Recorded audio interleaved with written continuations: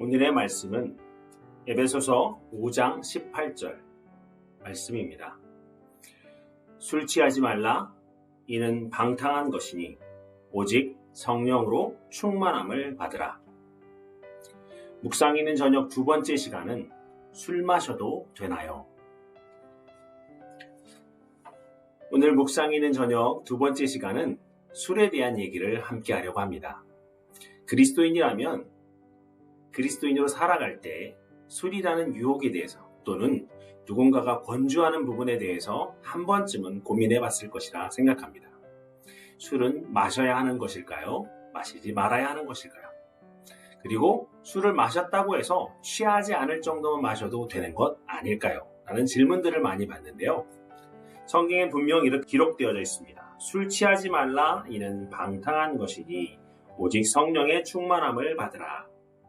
성경에 분명 성경은 술 취하지 말라고 했지 술을 마시지 말라, 술을 한 방울이라도 입에 대지 말라 했으면 술을 마시지 않을 텐데 술 취하지 말라라고 했기 때문에 술을 마셔도 되나요? 라는 질문이 생기게 되지 않을까 싶습니다.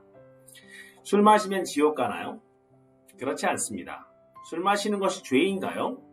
그렇다고 명백하게 술 마시는 것이 죄라고 성경은 규정하지 않습니다. 그렇다면 사실은 우리 삶에 보면 술보다도 더 악한 죄들이 너무나 많습니다. 술 마시는 것에 대한 부분들이 죄라고 규정짓기 전에 다른 엄청난 많은 죄들이 있기 때문에 도리어 술 마시는 죄가 아닐 수도 있다는 것이죠.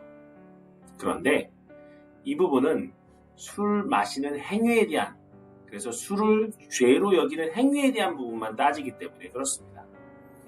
술을 마시냐 안 마시냐, 술을 취할 것이냐 안 취할 것이냐는 술을 마시는 행위에 있는 것이 아니라 사실 그리스도인의 정체성에 관련된 문제입니다. 여러분, 술 취하지 말라 성경의 말씀의 근거로 술을 마시되 취하지 않을 정도로 마시면 괜찮다고 하는 것은 지극히 이기적이고 교만하며 미련하고 자기 합리화적인 사고방식입니다. 하나님의 뜻과는 전혀 반대되는 것이죠. 무엇 때문일까요? 아까 읽었던 우리 에베소서 5장 18절 말씀, 술 취하지 말라. 이는 방탕한 것이니 그 앞에 본문만 해당된다면 그렇습니다. 그런데 5장 18절을 전체를 본다면 술 취하지 말라. 이는 방탕한 것이니로 끝나는 것이 아니라 오직 성령으로 충만함을 받으라 라고 되어져 있는 것이죠. 그렇다는 얘기는 말씀을 만약 앞부분만 술 취하지 말라. 이는 방탕한 것이만 딱 말씀을 받는다면 술 취하는 행위, 술 마시는 행위가 아니라 술 취하는 단계로 생각해서 술을 마셔도 되나요? 라고 고민할 수 있는데요.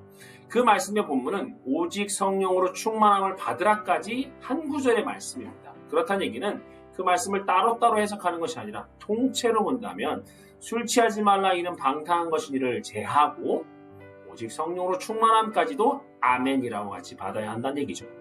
실제로 영어 성경에 보면 오직이라는 표현을 but, 그러나 라고 되어져 있습니다. 술 취하면 안 돼, 이렇게 되는 그런 벗의 의미로 사용된다는 것이죠. 자, 한번 볼까요? 이거를 한국말로 다시 번역해서 풀어보면 술 취하지 말라. 이는 방탕한 것이니 그 대신에 너희는 성령의 충만함을 받아라 라고 얘기할 수 있는 것이죠.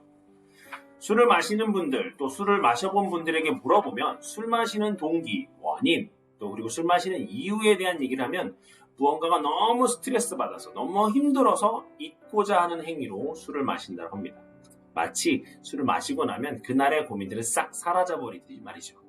그런데 그거 아시나요? 그날은 깨끗하게 사라질지 모르겠지만 그 다음엔 두통과 함께 여전히 해결되지 않은 그 문제 가운데 실현하여야 합니다. 단지 그날만 잊고 싶어서 술에 의지할 뿐인 것이죠. 그렇기 때문에 성경은 고통을 잊기 위해 또는 사람들과의 좋은 관계를 잘 풀어가기 위해 또 문제를 해결하기 위해 술을 마시라고 권면하지 않습니다. 여러분 아시듯이 사무엘의 어머니 한나는 술이 아니라 자기가 힘들 때 술이 아니라 하나님의 앞에 나아가 기도했습니다.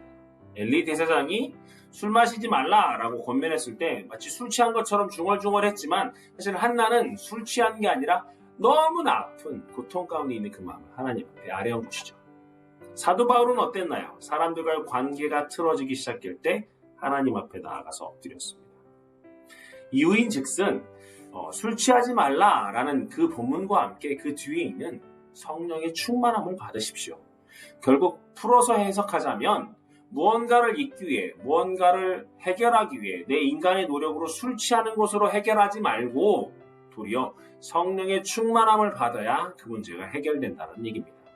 술 취하는, 술을 마시는 행위에 대한 근접하는 문제가 아니라 사실은 그리스도인 본질적으로 문제 앞에 섰을 때 어떻게 문제를 풀어나가야 되는지를 설명해주는 본문이 바로 에베소서 5장 18절이라는 얘기죠. 술이라는 단어가 들어갔기 때문에 술을 마시는 행위에 집착한다면 지극히 말씀을 자기 이기적으로 해석한 본문입니다. 그렇기 때문에 여러분, 술은 마셔도 되나요? 되지 않나요? 라는 질문은 더 이상 하지 않으셨으면 좋겠습니다. 술을 마시는 행위에 대한, 술을 의지하는 행위에 대한 그리스도인의 자세가 무엇인지 다시 한번 돌아보셨으면 좋겠습니다. 하나님께서 나에게 주신 술이라는 것보다 나의 삶 가운데서 하나님을 의지하는 것이 얼마나 중요한지를 말이죠. 생각해 보십시오. 나의 삶의 시험과 어려움이 무엇일까요? 그리고 그 상황 가운데 내 마음을 붙잡기 위해서 나는 어떻게 해야 하는 걸까요? 무엇보다 자기 합리화를 깰 수 있는 술을 마시는 행위, 또 그 상황, 여건, 어쩔 수 없다라고 얘기하는 그런 자기 합리화를 깰 수 있는 겸손한 나의 모습은 어떤 것일까요? 여러분, 오늘 이 저녁에 함께 묵상하시면서 여러분의 삶의 고민들을 하나님과 풀어보시는 은혜의 시간 되시기를 주님의 이름으로 축원드립니다. 감사합니다.